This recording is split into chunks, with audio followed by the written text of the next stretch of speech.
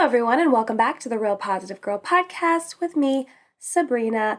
The topic for this week is Let's Quit Together. I am discussing certain behaviors and mindsets that we all should quit and stop engaging in so that we can continue on the road to becoming our best selves. And today we are going to be discussing quit living life in fear. So, fear. It just takes over our lives, right? It changes our view on reality in an instant because we can cause ourselves to believe certain things, especially if it's based in previous experiences and beliefs that we grew up on. We just get so caught up in it. It's kind of like being on a hamster wheel of like we're just going and going and going and going and we can't get off the wheel. We are just getting trapped and letting fear dominate our lives. And fear can lead you down some paths that will just deepen your fears more and more, again, on that hamster wheel of fear. A lot of times you will settle for less than you want because you are afraid to take the next steps to go after the things you really want. That fear just creates like this barrier, this like blockade that you literally can't get yourself past. You feel like you want to try, you think about how you desire on moving forward, on trying again, or even enlisting help, but you just feel so physically even stuck, not just your mind, but your body. You feel like you cannot move forward in the things that you desire because fear has such a tight grip on you. And, there is also the drive to be seen as perfect as possible.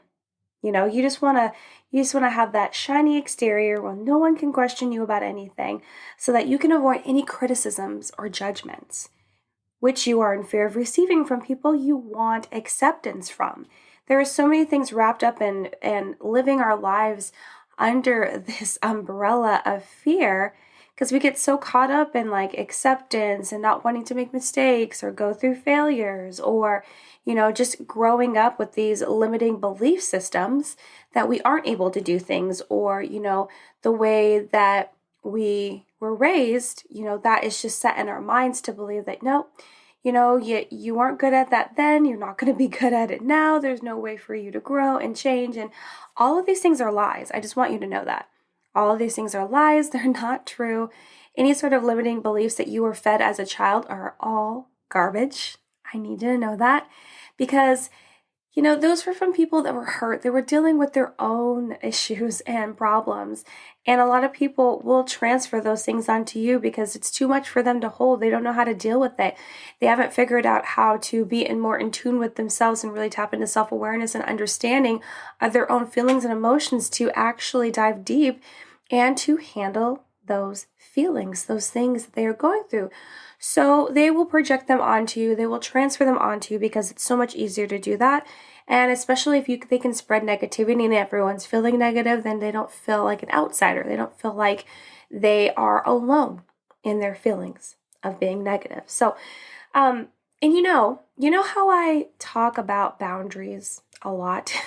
If you are not new to the show, you know that I talk about boundaries a lot. Personal boundaries are one of the most important key things in your life for you to succeed, for you to become your best self, for you to be able to set yourself up for success and not allow other people to take advantage of you or for you to, fall so deeply into this perfectionism and people-pleasing personality that you completely forget who you are. You have to have personal boundaries.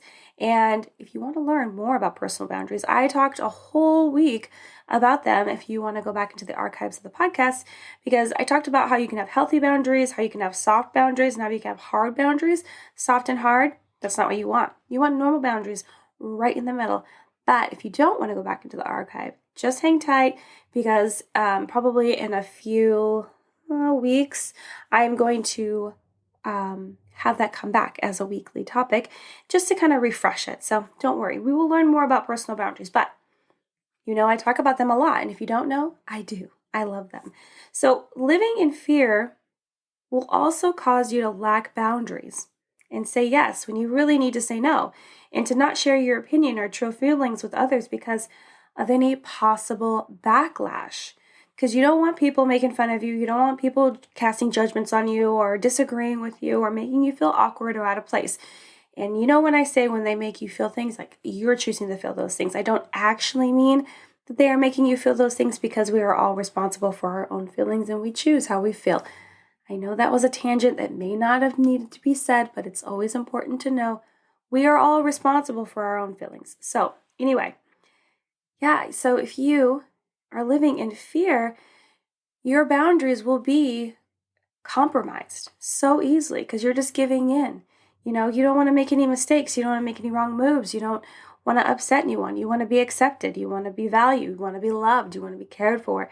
And you don't know how to do that except for trying to do it under someone else's approval, which is no way to live because, there's going to come a time in your life where you're not going to be able to live under someone else's approval because maybe you don't have anyone else's approval, despite how nice you are, beautiful, or talented and kind, smart, helpful. People still might not like you. That's just the reality of life. So you need to understand that you need to be able to stand tall and firm in who you are and understand that if you don't, then your whole life is probably going to end up just coming to some sort of abrupt stop and you're just going to be stuck there until you're able to get over these fears. And I know this might seem harsh, something that you don't necessarily want to hear, something that might cause you to feel sad and disappointed and like there's no way out, but there is a way out. There totally is. Today, I am going to share with you 4 tips for how to get out of living in fear, which we'll talk about soon, so do not fret. But also, you may not realize it. But fear causes us a lot of inner pain, inner turmoil. Also this pain of like wanting to share who you are, wanting to be authentic and transparent in who you are and what you're all about. This pain of feeling like you have to do everything for everyone else. You have to please everyone else, but you're never pleasing yourself. You're never truly happy. You're never truly engaging in the things that make you excited and happy and go after your dreams and fulfill your passions and your needs, right? Fear causes us so much inner pain, which can lead you to needing to numb that pain because it's so overwhelming at times. And you might choose to do it with alcohol or food or having the distraction of being too busy and just adding every little last task and event to your life so you don't have to think about it. That's the way I chose. I also chose food like right before I was leaving to go to college and I was dealing with a lot of crap with my dad. And I remember days of just eating like, this is going to sound weird, but I would just eat like sleeves and sleeves and sleeves of like Ritz crackers. And I would have like lots of juice, right? But I wasn't having anything nutritious and I was just having a lot of like empty carbs and sugar. And I was just feeling this void of feeling so sad, so disappointed, so hurt, so betrayed in the relationship that my father and I had and things that were happening that I just ate and ate and ate. But typically when I am trying to numb the pain, my inner pain inside, that has to do with fear or anything else, I do try to stay busy because if you are too busy, then you don't have time to think about it. You don't have time to deal with it. You don't have time to actually dive in and, patch things up, fix things. So just know that maybe you're not even realizing that you are numbing the pain in some of the ways I mentioned or in a different way. And the solution to that is for you to take the time to actually figure it out, actually understand what you're going through and understand that it's important for you to figure that out and understand your triggers and the underlying reasons and factors and actually make a decision. Do you want to move on from this? Do you want to overcome fear? Do you want to quit fear? Do you want to quit living your life in fear? And I feel like the answer for all of us is yes. It's yes. You may not realize it, but there you go. But also, so living in fear will really hold you back from almost everything in life. It really will. You might think that you are slowly progressing over time, but there's going to be a point, like I said, where you're going to become stagnant. So if you are constantly worrying about how you're going to impress someone, or if you're going to fail at doing this, or if you will embarrass yourself doing that, you will always be constantly overwhelmed, and the fear will continue to build up. And you will continue to live on that hamster wheel of fear in your life until you make the conscious decision. You have to make it. No one else can make this decision for you. I can sit here and talk your ear off, I'll sing all day. But if you don't actually make the personal decision to get off the hamster wheel, get off the hamster wheel. I'm just so excited. I'm flubbing over my words. If you don't make the conscious decision to get off the hamster wheel and make that and let fear go and not let it hold you back anymore, you will continue to spin and spin and spin until you make that decision, or you don't, right? And I don't want anyone not to. So just take that I just hope that really helps you understand how bad fear is for us. The traditional sense of fear of like having fear and it initiating a fight or flight response and keeping us safe, that's one thing. But being afraid to speak up in a crowd because you feel like you're going to embarrass yourself, or you feel like you're going to be judged, there's going to be some sort of consequence to what you're saying for sharing your opinion, despite the fact that everyone else is, that's not the kind of fear that's acceptable or that you should accept in your life at all. So I do, again, have 4 tips for you for how to quit living your life in fear. But before we get to that, as always, let's talk about the 5-minute reset. So if you're having a hard day, if you're feeling overwhelmed, burdened by the day, if things are just annoying you, you're just having a hard time, this happened to me recently, you can just draw a line in the sand and make the decision to restart your day right then and there. The 5-minute reset allows you to reset, reboot, restart your day right then and there. You can just say, okay, I'm not going to let whatever happened in the first part of the day, even if you do this right before you go to bed, because you just don't want all that stuff to linger into your sleep time and wake up even more stressed. No one wants that. So by doing the 5-minute reset, you're able to just say okay, everything else has already happened. I'm just going to leave it in the past. I'm going to take any sort of nuggets I need to learn from, but I'm going to move forward and I'm going to start this day brand new right here, right now. And I'm going to enjoy it and it's going to serve me well and it's going to be amazing. So the 5-minute reset is all you need to have is 5 minutes of yourself to be alone. Take more time if you have it, but all you need is 5 minutes. And it allows you to take a break from any issues or burdens that you're constantly dealing with, or just, currently. You can also take some time to come up with a resolution for any problems or issues that you are dealing with alone or that involves someone else. I always encourage everyone to come up with a list of at least 4 things you were grateful for, big, small, or medium size. You can be grateful for being able to, make new friends on socials. That's what I've been doing. I've been on Clubhouse, super fun, making lots of new friends, networking with people I actually enjoy chatting with.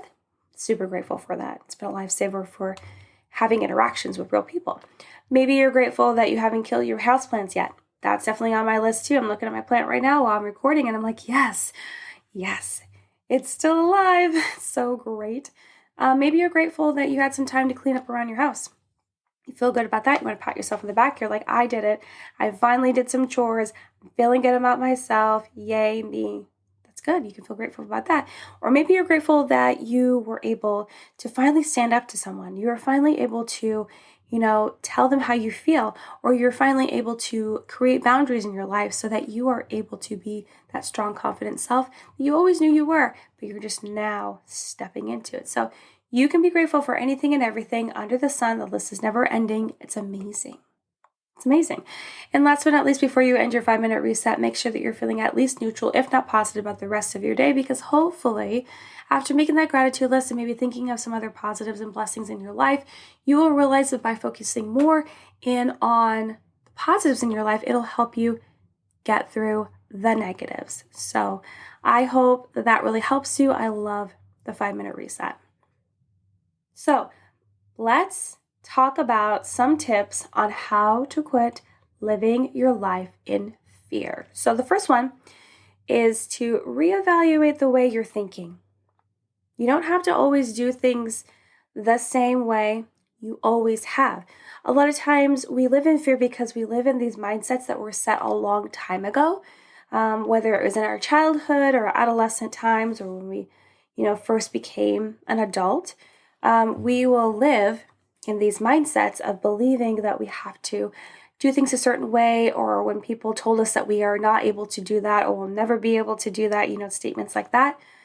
But you are allowed to reevaluate the way you're thinking. You don't have to stay with those those types of mindsets for the rest of your life. There's no one policing that.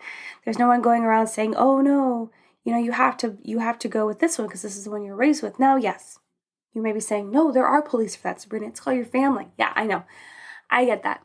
But there's, as uncomfortable as it is, and I feel like it's more comfortable for me because of the dynamics that I had growing up. So I was able, and I had to actually, cut ties with my own family because, well, parts of my family, because it just wasn't healthy. So for me, I feel like this is easier for me to say than a lot of people to do. So I do get it, but I get it.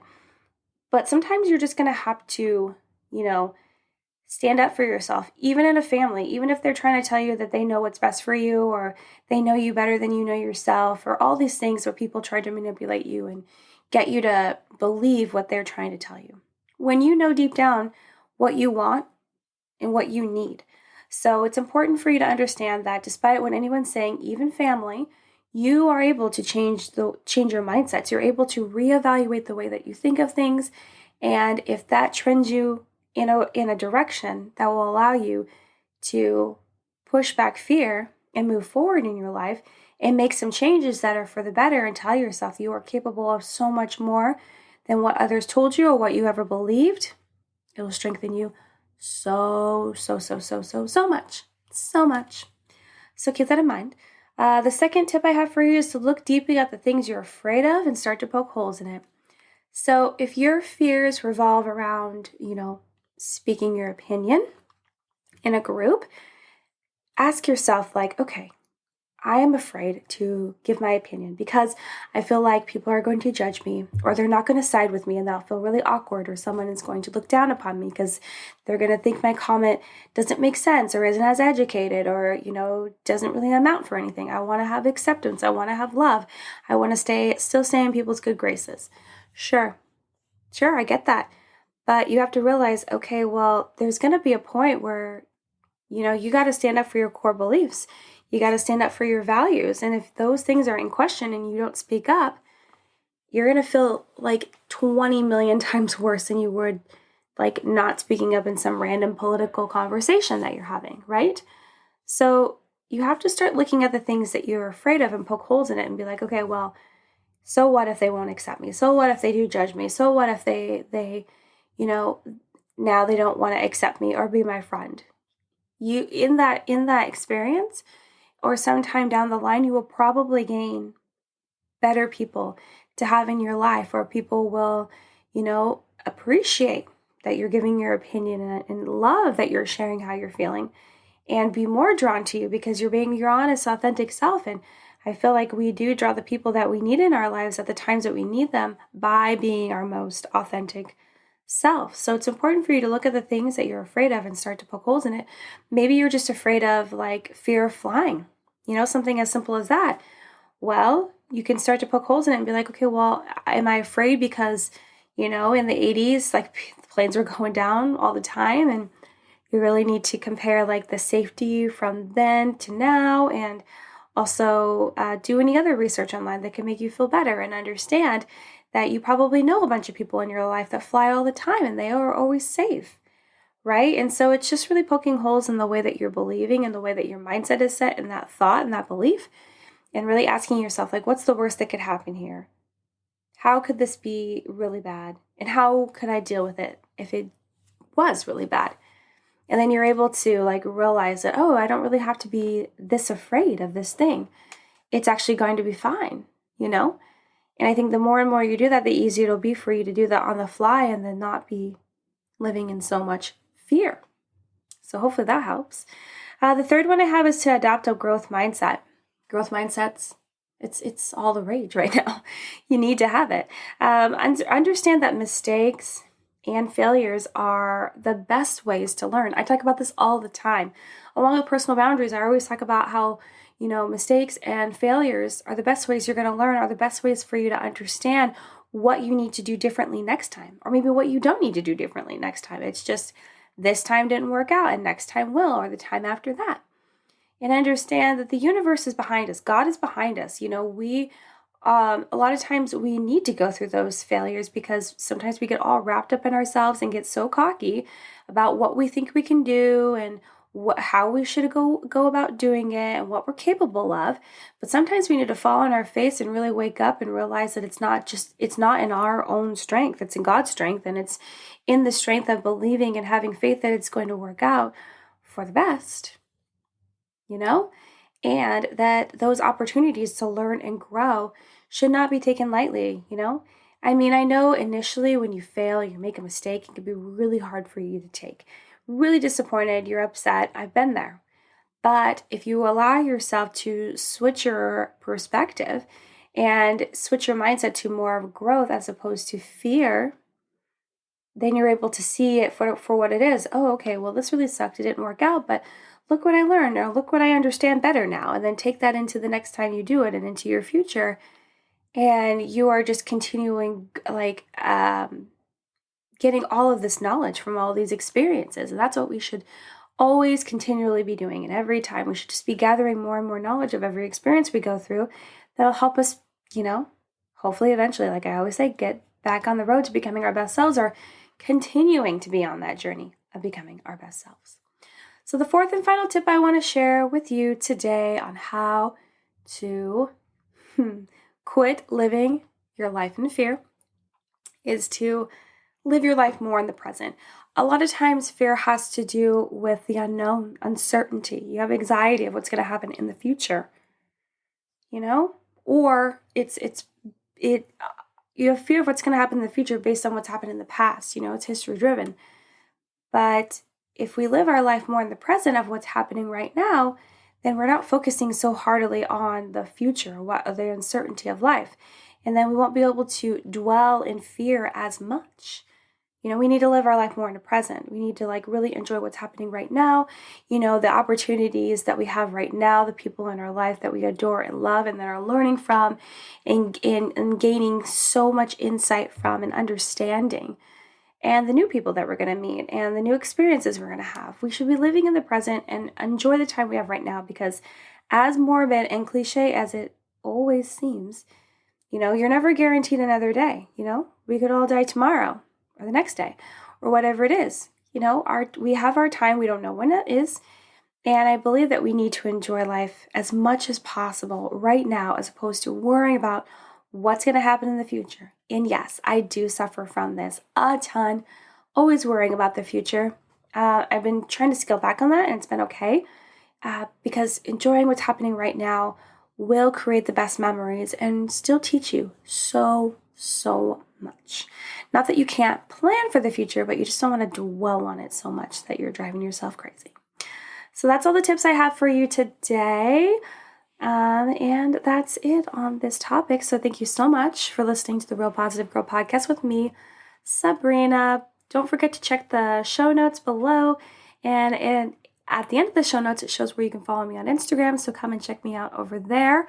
Or you can send me an email with any questions, comments, concerns, prayer requests, feedback, topic suggestions, or just to say, hey, hi, hello to me. If you didn't know, if you come and, connect with me on Instagram, chit chat, follow me, whatever. I am giving out random coffee cards to people that do that, because I love to connect with you guys, and it's nice to, receive an incentive for doing that. So that's what I'm doing. You can also visit my website, sabrinajoy.com, which is also in the show notes if you want more information on who I am and what I do. There's also a spot on my page to give donations via PayPal or Patreon if you are interested in supporting the show. If you are, thank you in advance. So the next episode that's coming out under this topic of, let's quit together will be Quit Being Codependent. If you are excited about that, I hope you come back and listen to that episode next. But until next time, have a good one, and I will see you guys next time. Bye.